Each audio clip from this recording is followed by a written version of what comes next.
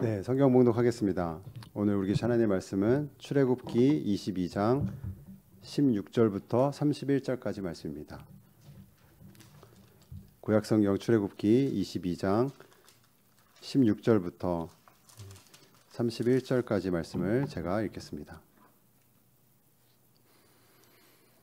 사람이 약혼하지 아니한 처녀를 꾀어 동침하였으면 납폐금을 주고 아내로 삼을 것이요, 만일 처녀의 아버지가 딸을 그에게 주기를 거절하면 그는 처녀에게 납폐금으로 돈을 낼지니라. 너는 무당을 살려두지 말라. 짐승과 행음하는 자는 반드시 죽일지니라. 여호와 외에 다른 신에게 제사를 드리는 자는 멸할지니라. 너는 이방 나그네를 압제하지 말며 그들을 학대하지 말라. 너희도 애굽 땅에서 나그네였음이라. 너는 과부나 고아를 해롭게 하지 말라. 내가 만일 그들을 해롭게 함으로 그들이 내게 부르짖으면 내가 반드시 그 부르짖음을 들으리라. 나의 노가 맹렬함으로 내가 칼로 너희를 죽이리니 너희 아내는 과부가 되고 너희 자녀는 고아가 되리라. 내가 만일 너와 함께한 내 백성 중에서 가난한 자에게 돈을 구워주면 너는 그에게 채권자 같이 하지 말며 이자를 받지 말 것이며, 내가 만일 이웃의 옷을 전당 잡거든 해가 지기 전에 그에게 돌려보내라. 그것이 유일한 옷이라. 그것이 그의 알몸을 가릴 옷인즉 그가 무엇을 입고 자겠느냐. 그가 내게 부르짖으면 내가 들으리니 나는 자비로운 자임이니라. 너는 재판장을 모독하지 말며 백성의 지도자를 저주하지 말지니라. 너는 내가 추수한 것과 내가 짜낸 즙을 바치기를 더디하지 말지며 내 처음 난 아들들을 내게 줄지며 내 소와 양도 그와 같이 하되 이래 동안 어미와 함께 있게 하다가 여드레 만에 내게 줄지니라. 너희는 내게 거룩한 사람이 될지니 들에서 짐승에게 찢긴 동물의 고기를 먹지 말고 그것을 개에게 던질지니라. 아멘. 네, 오늘 말씀 부르짖음에 응답하시는 하나님이라는 제목으로 제가 말씀을 전하겠습니다. 한 주의 중간인 이 수요일 저녁에 함께 모여서 찬양하고 예배하는 것이 참 감사하고 귀한 일입니다.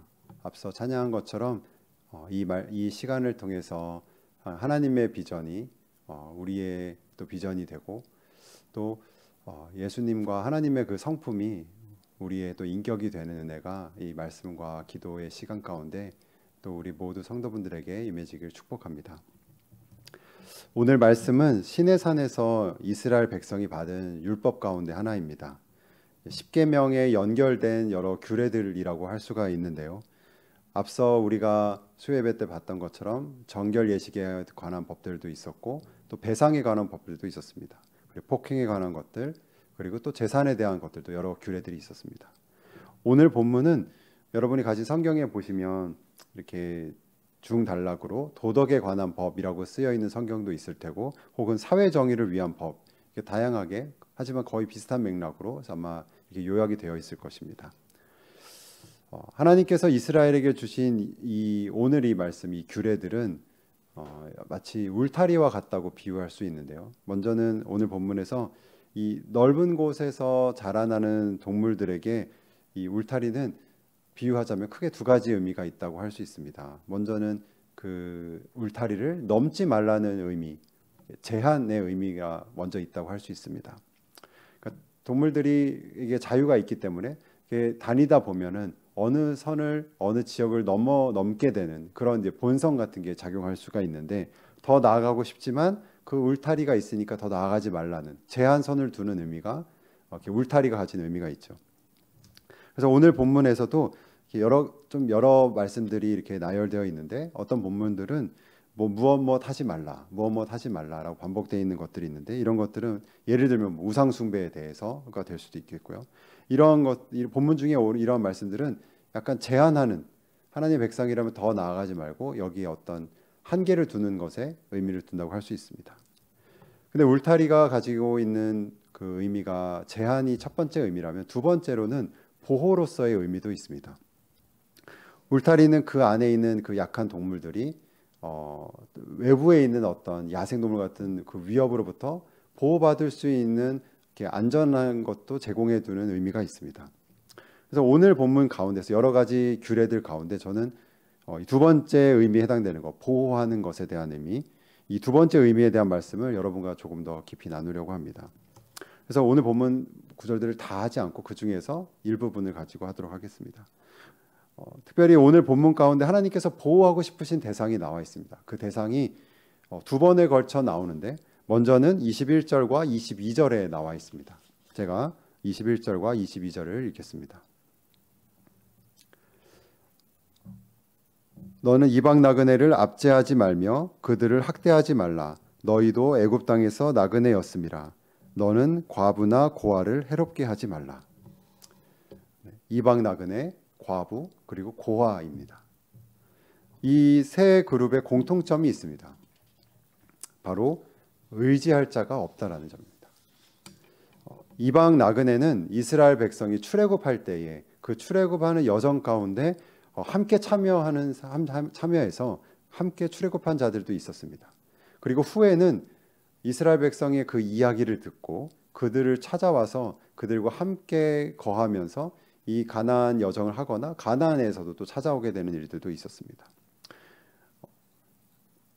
그들은 이방 나그네들은 이스라엘 백성과 비교할 때는 언어가 다를 수도 있고 또 문화가 다르기도 하고 이러한 것들이 그 차이점이 있기 때문에 소외감을 느낄 수가 있는 자들이었습니다.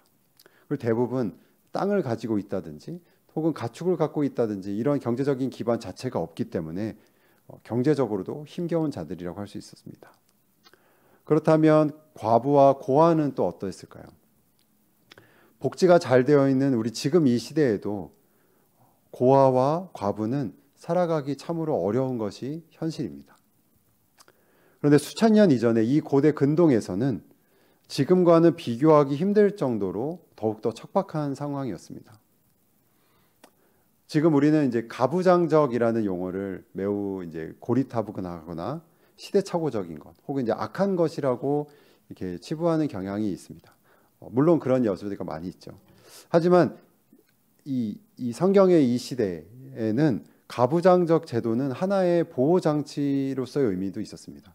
그게 무엇이냐면 가장은 가족 전체에게 생계를 책임지는 그 책임과 의무를 지닌 자였고 책임을 가지고 가족을 보호하는 자였습니다.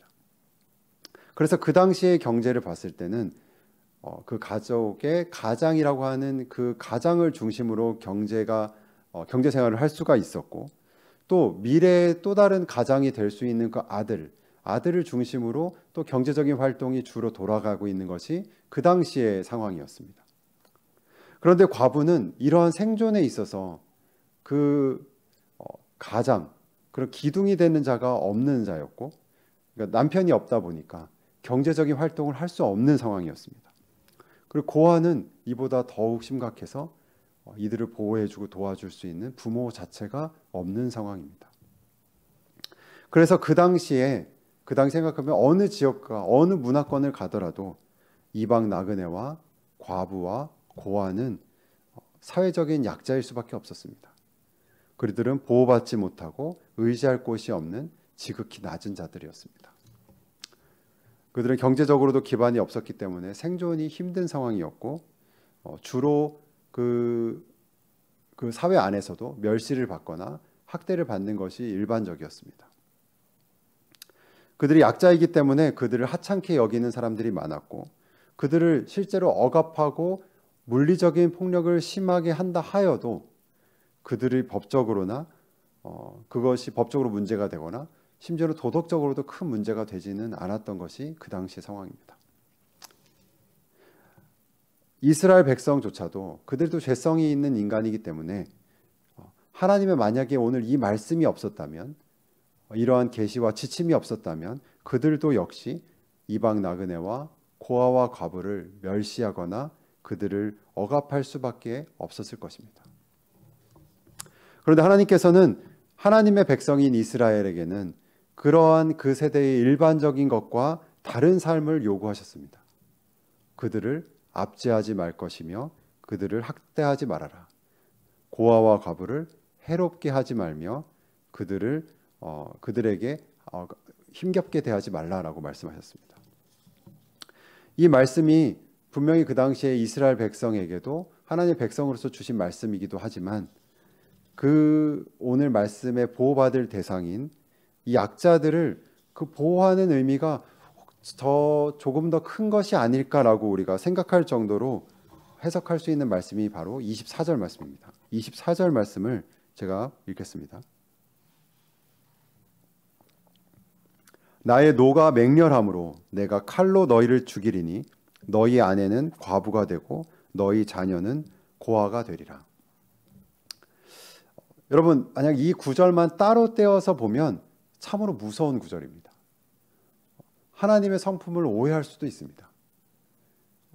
그런데 이 구절이 하나님께서 어떤 우상 숭배하는 이방 민족을 저주하는 말씀을 주신 것이 아니고 이스라엘 백성에게 경고하신 말씀이라는 것이 참 특별합니다. 나의 분노가 맹렬하여서 내가 나의 칼로 너희를 죽일 것이다. 사회적인 약자들을 괴롭히는 자들에게, 그러한 자들이 하나님의 백성이라면 하나님께서 그 분노를 그들에게 표출하시고 그들을 징계하실 것을 하나님께서 약속하셨습니다. 하나님께서는 이 정도로 경고하실 만큼 이스라엘 공동체에서 이런 사회적인 약자가 핍박받는 것을 원치 않기를 바라시는 것 같습니다. 이것을 한번 여러분의 가정에 한번 적용해 보시면 어떨까요? 여러분 가정에서도 부모님께서 가장 엄격하게 여러분에게 가르치셨던 어떤 가치들이나 어떤 교훈 같은 것이 있으실 것입니다. 예를 들어서 거짓말에 대해서 엄격한 부모님이라면 아이가 계속 거짓말을 할 때에 너가 아마 이렇게 말하실 거였습니다. 너가 다시 한번 거짓말을 한다면 너를 우리 집에서 내가 쫓아낼 것이다. 참 무서운 말이죠, 이것도. 근데 아무리 엄격하고 강하게 말한다 하더라도 자녀를 내가 널 죽일 것이다 라고 말한 부모님은 없습니다. 사랑하는 자녀를 대할 때에 엄격하게 대할 때 이렇게 말을 하는데 하나님께서 이스라엘 백성에게 이렇게까지 내가 나의 칼로 너희를 죽일 것이다 라고 하나님께서 이렇게까지 경고를 하신 것은 사회적인 약자들의 그 고통에 대해서 하나님께서 얼마나 예민하신지를, 그리고 하나님께서 그러한 태도를, 하나님의 백성인 이스라엘이 혹시 그러한 태도를 보이는 것을 얼마나 막고 싶으셨는지를 우리가 이 말씀을 통해서 알 수가 있습니다. 25절과 26절에도 하나님께서 사회적 약자의 또 다른 대상에 대해서도 말씀하십니다. 25절과 26절도 제가 읽겠습니다. 내가 만일 나와 함께한 내 백성 중에서 가난한 자에게 돈을 구워주면 너는 그에게 채권자 같이 하지 말며 이자를 받지 말 것이며 내가 만일 이웃의 옷을 전당 잡거든 해가 지기 전에 그에게 돌려보내라. 내 백성 중에서 가난한 자, 이것은 아마도 앞에서 말했던 그 이방 나그네와 고아와 과부와 같은 그 사회적인 약자와 중복이 될 가능성이 높습니다. 단순히 그 이스라엘 백성 중에서 평균 소득보다 조금 낮은, 조금 경제적으로 어려운 그런 계층을 말하는 게 아니라 극빈층이라 말할 수 있고 하루하루 살기가 어려운 사람들, 앞서 말한 것처럼 사회적인 기반이 거의 없거나 의지할 것이 하나 없는 정말 그렇게 힘든 상황에 있는 자들에게 대해서 하나님께서 하신 말씀이라고 할 수 있습니다. 실제로 26절에 보면 그들이 자신들이 입고 있는 옷을 저당 잡을 수밖에 없을 만큼 너무나 절박한 상황인 것을 말하고 있습니다.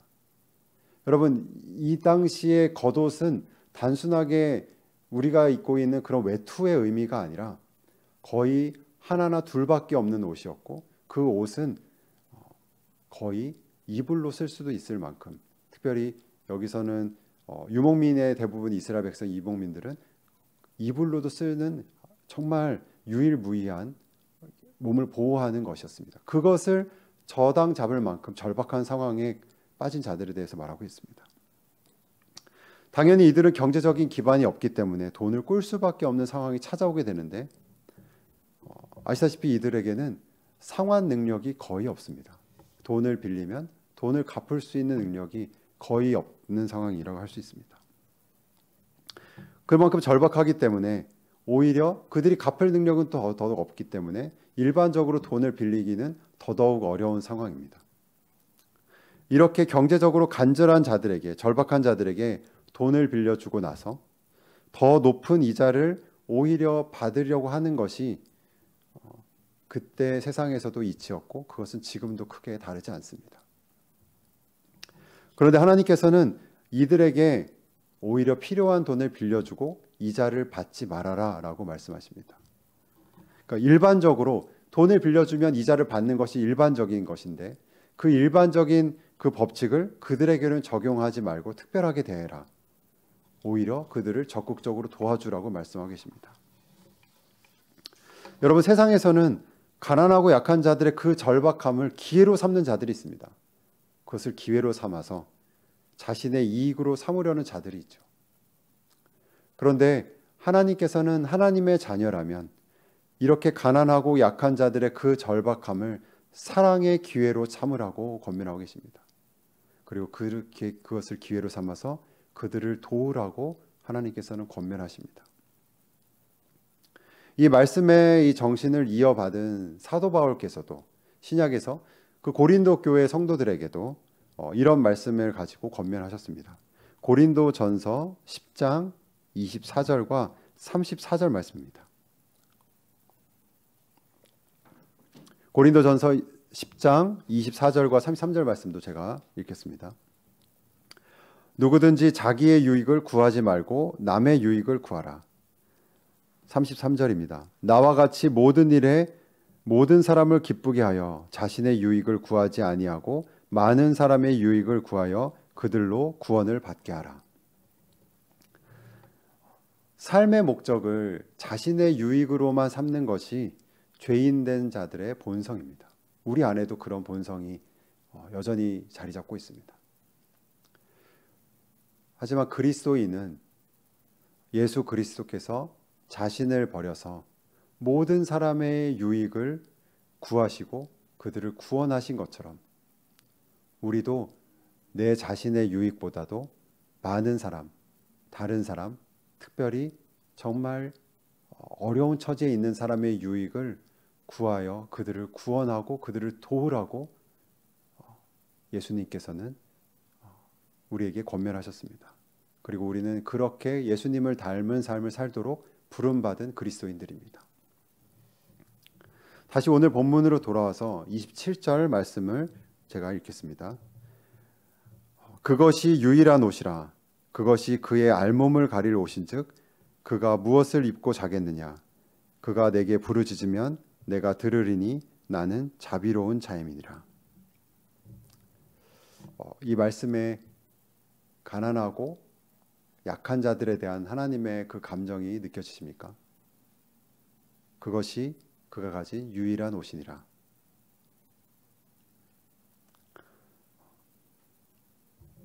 가난한 자들에게 자비로우신 하나님께서는 하나님의 백성인 우리들에게도 하나님을 닮아서 그러한 자비로움을 가지고 살아가길 강권하십니다. 우리는 어려운 사람을 도울 때 있어서 어떤 유혹을 받기도 하는데 그 어려운 일을 도울 때 오히려 엄격하게 생각하게 되는 그런 경향이 우리에게도 있습니다. 하나님께서는 가난한 자들을 도울 때에는, 가난한 자들을 대할 때에는 더욱 관대하고 자비로움을 베풀 것을 우리에게 요구하고 계십니다. 하나님께서 그들이 이 땅에서 괴로워하며 의지할 것이 없어 부르짖을 때에 그 신음소리를 들으시고 응답하시겠다고 약속하셨습니다. 앞선 읽었던 23절에도 나와 있었습니다. 그들이 내게 부르짖으면 내가 반드시 그 부르짖음을 들으리라. 의지할 것이 없는 가난하고 약한 자들에 대해서 하나님께서는 그들을 보호하길 원하십니다. 오늘 이 말씀을 우리 삶에 순종하는 마음을 가지고 적용할 수가 있을 것 같습니다. 먼저는 1차적으로 우리 주변에 있는 가난하고 또 약한 자, 사회적 약자들을 도움으로써 우리가 가진 그 사명, 이웃사랑을 높일 수가 있습니다. 우리 주변에 우리보다 더 부유한 자들이 많이 있습니다. 하지만 반면에 우리보다 훨씬 더 어렵고 힘겨운 삶을 살아가고 있는 자들도 많이 있습니다. 우리가 어떤 미디어를 통해서 우리보다 엄청난 부를 지닌 어떤 재벌들의 삶을 뉴스로 듣거나 또 그러니까 드라마를 통해서 간접적으로 볼 수 있는 것처럼 거기에 관심을 가질 수 있는 것처럼 하루에 한 끼를 먹지 못해서 생명을 잃고 있는 그 현장에 대한 뉴스와 다큐멘터리도 우리가 미디어로 들을 수가 있습니다. 우리가 조금 더 우리의 관심을 우리 공동체 안에, 우리 사회 안에 있는 지극히 약한 자, 지극히 가난한 자에 대한 그들에게 대한 관심을 더욱더 쏟을 필요가 있습니다. 왜냐하면 하나님께서는 분명히 그들의 부르짖음과 애통함에 그 절박한 상황에 마음을 두시기 때문입니다.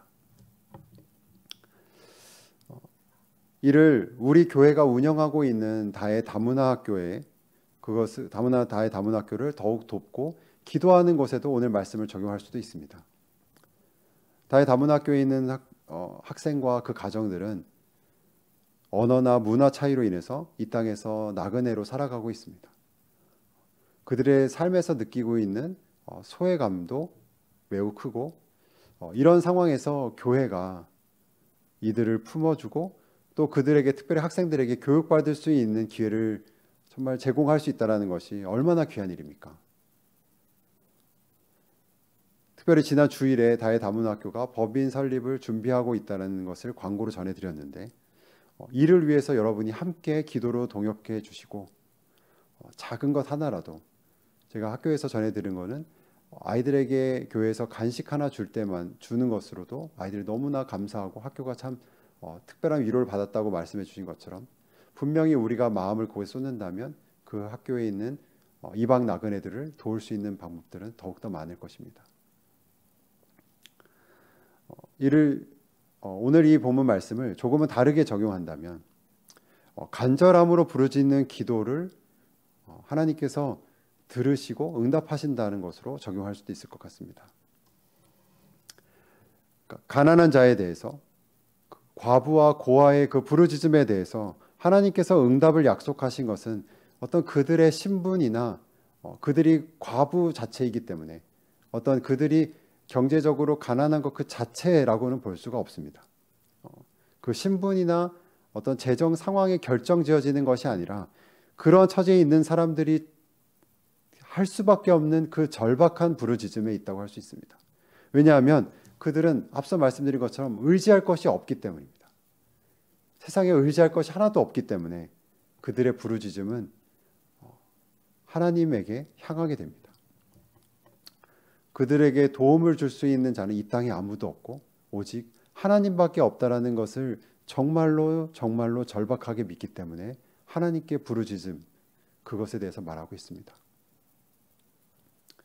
혹시 지금 이러한 절박한 상황에 처해 있는 성도분이 계십니까?